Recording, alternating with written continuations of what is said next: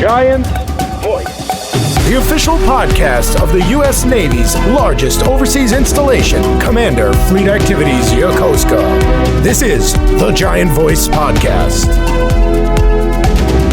Welcome back to another episode of the Giant Voice Podcast. Coming up in March is Red Cross Month. We had the Red Cross on last year, just before Red Cross Month, to go over some of what they do and how you can get involved. A lot of things that are going on that pertain to sailors and families on base. So with me today, I have Stephanie Soliz. She is a volunteer partner for the Red Cross. Hi, Stephanie. Hi. And I also have Nicole Collers, who is the social media lead for the Red Cross. How you doing, Nicole? Good. How are you? I'm excellent. And we were just discussing that Nicole's a social media lead, but she is a nurse by trade, which I think is pretty wild. It's pretty cool. The first thing that you guys had talked about, your location on base has moved. So where are you guys located right now? Correct. Right now we are in the middle school, but as of March 1st, we will be located in the CRC building, the same as the library, but we'll be on the third floor. Okay, got it. Sounds good. So Red Cross will be third floor library. I think a lot of people know, but why don't you guys tell me a little bit about the Red Cross's mission and kind of what you guys do overall? Okay. So at the Red Cross, the official mission is that we prevent and alleviate human suffering in the face of emergencies by mobilizing the power of volunteers and the generosity of donors. So what that means basically is that we will go and we will help people after an emergency with basic kind of comfort items and get them everything that they need to recover, and whether emotionally or physically. And we also work in a preparedness realm where we will help people, help kids, really. That's kind of one of my big fortes that I love, helping kids learn how to prepare and stay safe in emergencies. Cool. Help the grown-ups learn how to do that as well, and how to do that as a family, as well as teach CPR, babysitting classes, BLS classes, and just kind of get people the certifications they need to help in a life-saving situation. So things like CPR certifications and things like that. You guys do that stuff as well, correct? Yes, absolutely. Right on. Being in Japan, disaster preparedness it's an essential thing. It's a culturally essential thing. From the time they're kids, they learn disaster preparedness. Yes, stuff. absolutely. Yeah. So on that topic with CPR and classes and stuff, I understand you guys told me that there's a price change in some of your guys' training classes. Yes, there is. So we offer BLS, basic CPR and first aid classes, as well as a babysitting course. They used to be priced in around the $50, $55 range, and now they're dropping to $16. So it's a pretty significant price reduction for our classes. Yeah, that's more than half. Wow, yeah, that's crazy. It is. I actually took the babysitting course when I was 12. No way. Yes. So one of the reasons I even started volunteering is I've been with the Red Cross since I was like 12. But yeah, the courses fantastic. Are great. Yeah. So what do they do in the babysitting course? Is it just like basic first aid and stuff, or what kind of stuff? And the babysitting courses, you go over basic first aid procedures, things to look for, for the kiddos, if they were to ingest a substance, things like that, how to alert emergency services, but then also like some kid-friendly activities, and then kid-friendly snacks, things like that. So just to make it a really, wholesome experience for the kid, and then obviously safety and all the Red Cross does is a priority. So that's awesome. Yeah. Yeah, and with that, right now the classes are what we call blended classes. So the first section of the babysitter course that's online will also teach the kids how to plan and kind of think about things in advance. What ages are you comfortable teaching and working with? What are your hours that you're comfortable with? What do you do? How do you set your prices?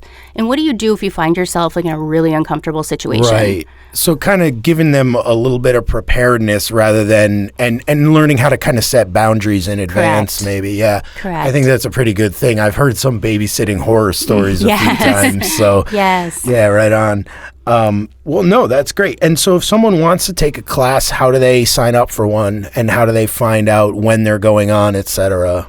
The quickest way is email us at the Yokosuka Red Cross at Yokosuka at redcross.org.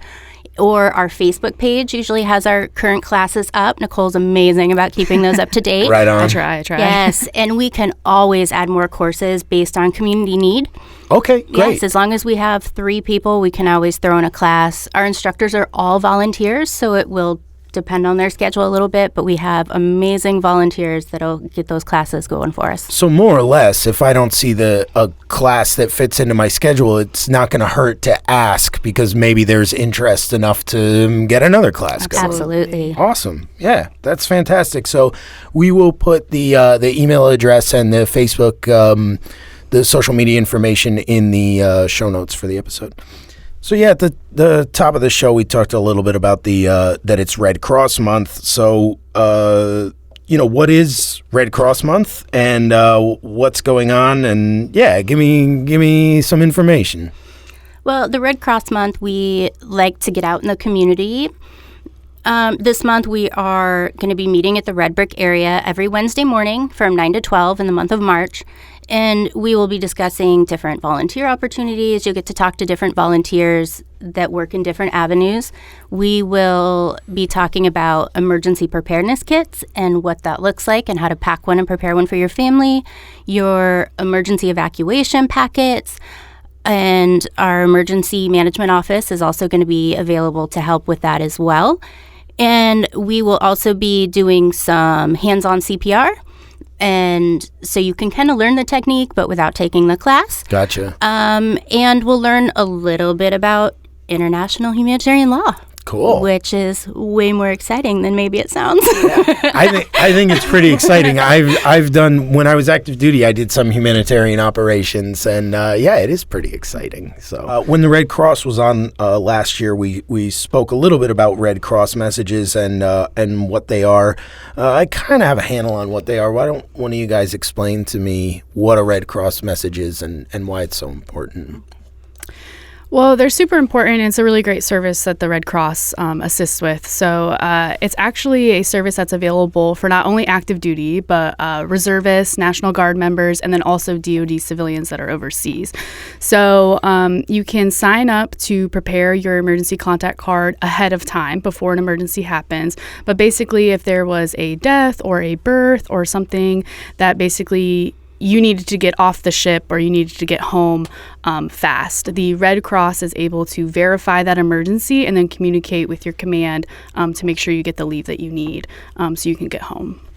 Yeah, and for people who've been underway, like I know Red Cross messages have come through personally when I was underway, and I was on a cruiser, and I remember it going through the chaplain, I believe, and so it's helpful in a lot of ways to make sure the message gets to the person expeditiously, right? Absolutely, yes. If people have their contact card on file, it helps us verify the message a lot faster. And our average time is under 3 hours getting that message verified into your command. So if you have that ready and on file, ready to go, it really speeds up that process a lot. So what do people do to get that on file? What's the process look like? Well, we have a QR code, usually available just about everywhere, but you can go on our social media page and you can just access the website to fill out your emergency communication card.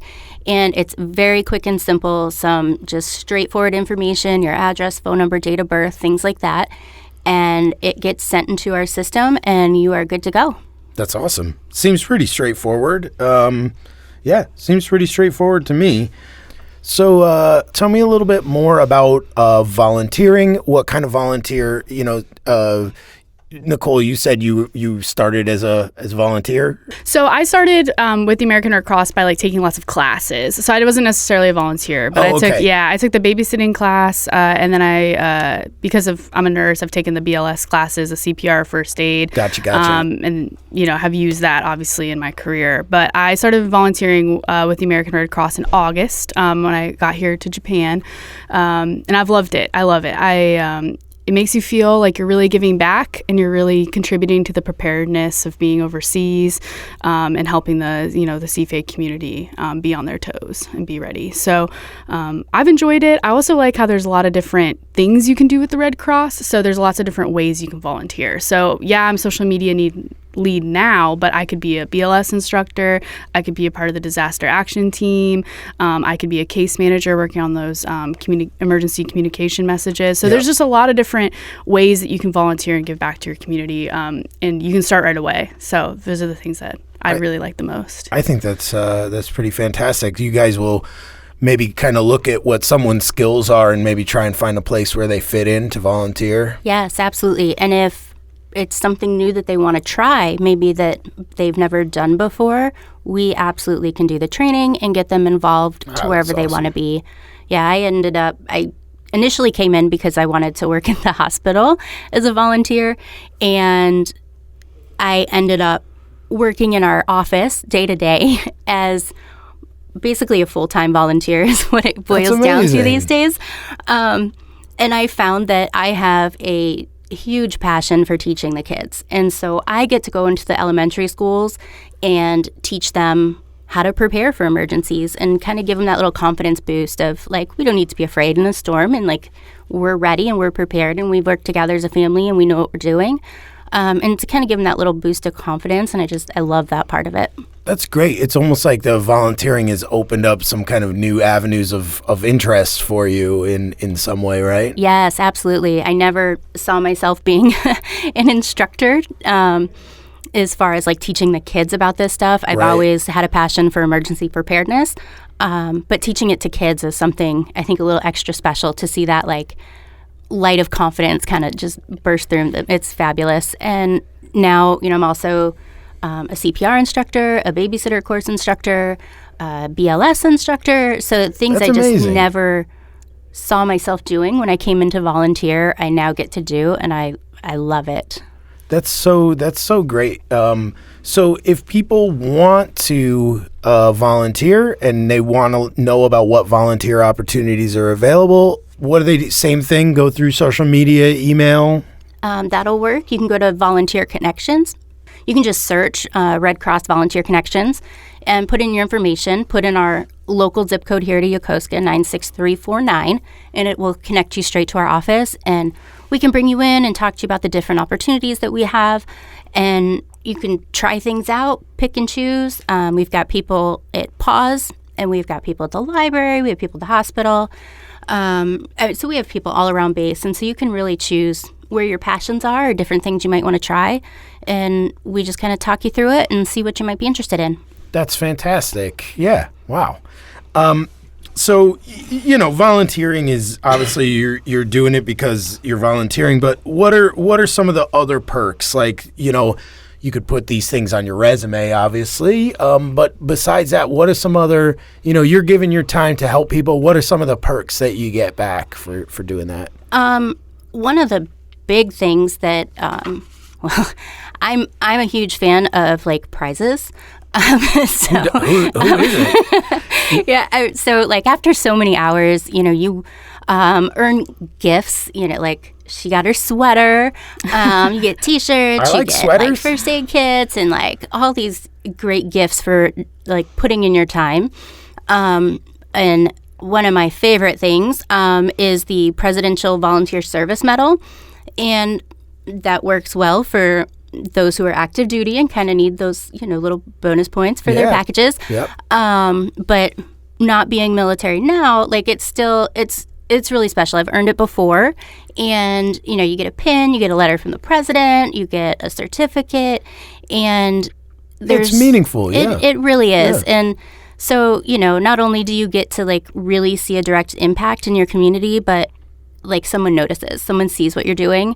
And I know that's not important to everybody, but it is like it's something tangible to really hang on to. And it comes from the White House, and that's pretty amazing. And it can be applied to the Military Outstanding Service Medal. Yep. And so it can be, those hours and stuff can be applied to that. Can transfer over. Yes. Yeah. And it's amazing because you don't have to be an adult to earn that presidential award. And imagine that for college, say, for like a college application. Wow, that's big. Yeah. So as young as, I think it's like 6 years old, can qualify to get hours. However, there's not much volunteer work for 6-year-olds within the Red Cross. Right. But But maybe for teenagers or something, there might be, yeah. Starting at 11 years old, at just 50 hours a year, you can get a presidential award. Wow, that's incredible. It's amazing. That's really, really great.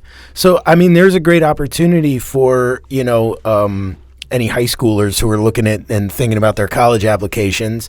But also, spouses on base. I know it can be very, very hard to move as a spouse of a military member to a foreign country and not know anybody and maybe not be able to work, or because, there isn't a job available in your field. So these are good things for that as well, right? Absolutely. And the leadership skills and things that you get to develop along the way, and connections as well. It's amazing, and you can take every bit of it back to the States. The Red Cross is all around the world, so no matter where you move next, there's going to be a Red Cross and a way to participate.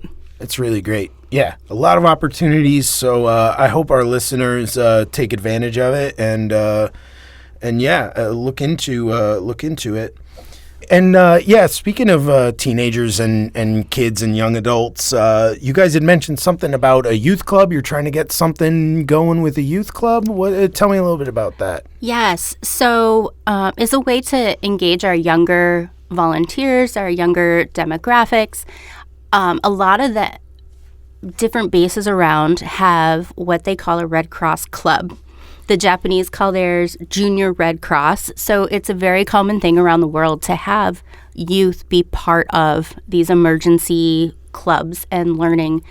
So with that, we will meet regularly within the Red Cross office.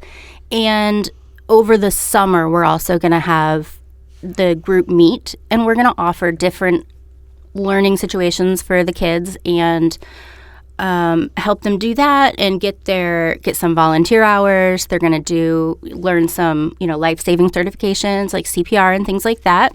And this will help the kids that, like maybe Honor Society, the Boy Scouts, things like that are looking for volunteer hours specifically.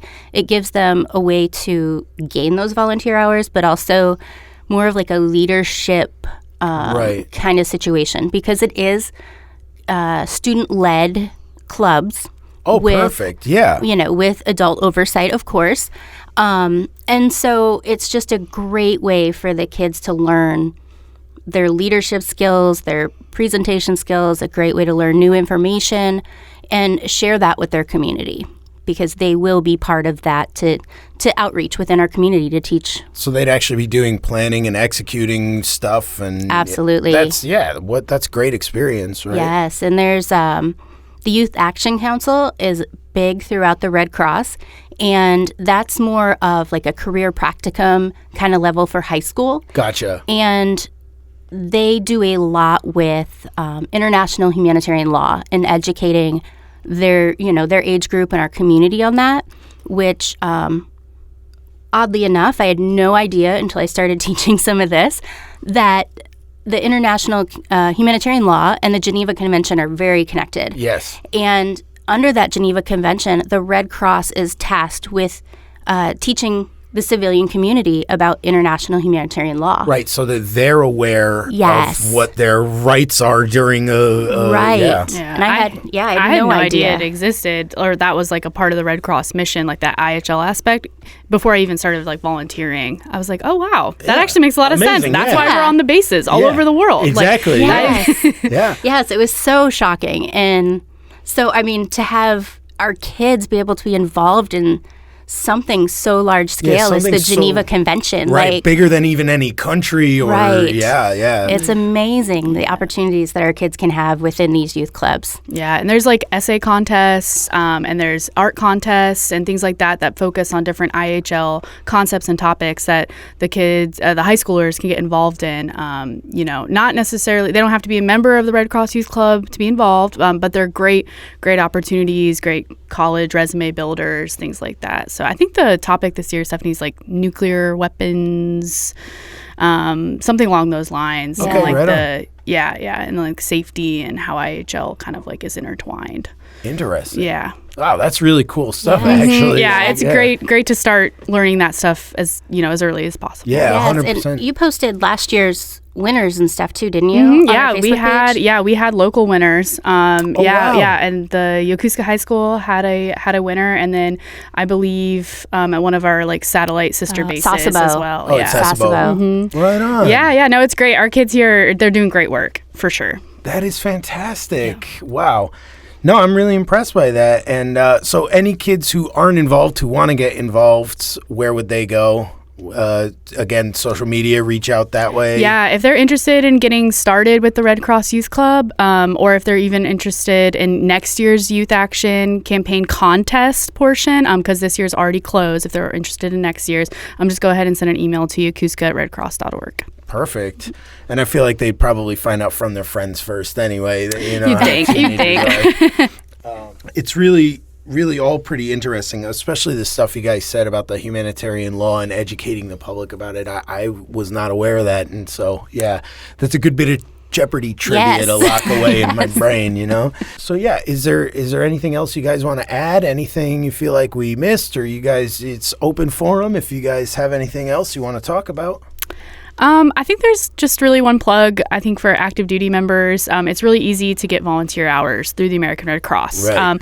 I joined kind of for the reason of just being able to give back to the CFA community, but I didn't realize how really easy it was for active duty service members to get those hours. And those hours look good for promotions. Those hours look good for your service medals. Yeah. Those hours are there, and they're not hard to get, and they're very, very accessible. So you can get started volunteering right away. And you can do volunteering. You can volunteer from your home. You don't even have to come to the office. You don't have to be, as involved in the community. But you can get something. You can get something. Yeah, they make it really easy to give back, and that's one of the reasons I think the Red Cross is so great here. And so if you're active duty and you're looking for a way to get involved, but you have crazy work schedules, it's definitely You'll still find possible. Something for yes. them. Yeah, Yes. Yeah. Yes, we actually do have something called the Active Duty Initiative. And with that, it allows active duty, like if you're underway or whatever, and you can't, come in, or you can't do, a standard volunteer position. We have all kinds of online trainings and classes and things that you can take. Some are even like certificate based. You could get, actual like resume building certificates. And just the amount of classes and information that you can get from these is incredible. And you get volunteer hours while doing it. Yeah.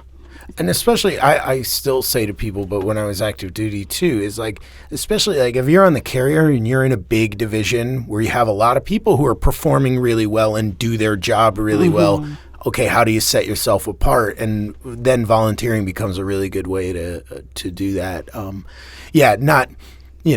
You should be at least a bit altruistic when you're volunteering, but of course, sometimes you got to think what's in it for me, So yeah, it's a great thing. So cool. All right. Well, if that's all you guys have, thank you guys so much for joining us. Thank you. To our listeners, all the information will be in the show notes for the episode. And Stephanie, Nicole, thank you guys so much. It was great to have you. Yes, thank you. Follow us on Facebook, American Red Cross Yokosuka. Everybody follow them on Facebook. Gotta plug. You gotta like, follow, and subscribe. Right? Yes. Right. Hashtag. All right, everybody. We will see you next time on the Giant Voice Podcast. Thank you very much. The Giant Voice Podcast is a production of Commander Fleet Activities Yokosuka Public Affairs Office. The views expressed in this podcast do not necessarily reflect the policy of the Department of the Navy or Department of Defense. Thanks for listening.